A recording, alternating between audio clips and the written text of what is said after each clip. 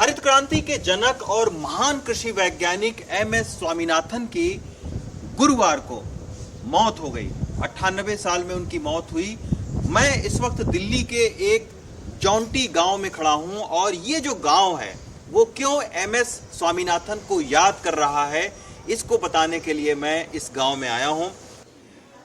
मेरे साथ में गांव के कुछ बुजुर्ग हैं। सबसे पहले हम जो है वो बात करेंगे ओम प्रकाश जी से।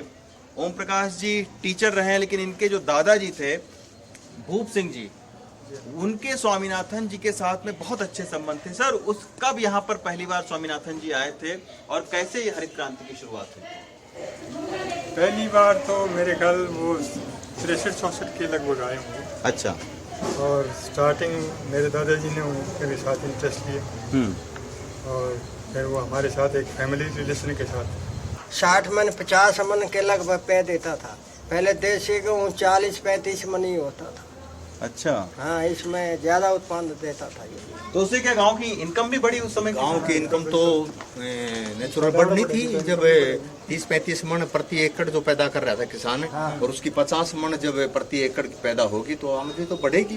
तो देखिए, 98 साल में स्वामीनाथन जी की मौत हुई, लेकिन अब इस गांव में ये बताया जा रहा है कि 60 के दशक में जब बहुत ज़्यादा खाद्यान्न की कमी से भारत जूझ रहा था तो स्वामीनाथन जी को नॉर्मन बोरलॉग के बारे में पता चला, जो उस वक्त मैक्सिको में उन्होंने एक नई विकसित की थी बीज गेहूं की। उन्होंने नॉर्मन बोरलॉग से संपर्क साधा खुद, और उसके बाद में नॉर्मन बोरलॉग को लेकर आए भारत में, और इस गांव में भी नॉर्मन बोरलॉग के साथ में स्वामीनाथन जी खुद आए, क्योंकि नॉर्मन बोरलॉग ये कहा कि मैं तब तक बीज आपको नहीं दूंगा जब तक मैं खुद इस इलाके का दौरा नहीं कर लूंगा और देख नहीं लूंगा कि आखिर उनके बीज का क्या प्रभाव रहता है उपज पर। तब वो खुद नॉर्मन बोरलॉग आए और उत्तरी भारत के कई सारे इलाकों में, जौंती गांव में भी वो घूमे और कई सारी जगहों पर घूमे और संतुष्ट हो गए।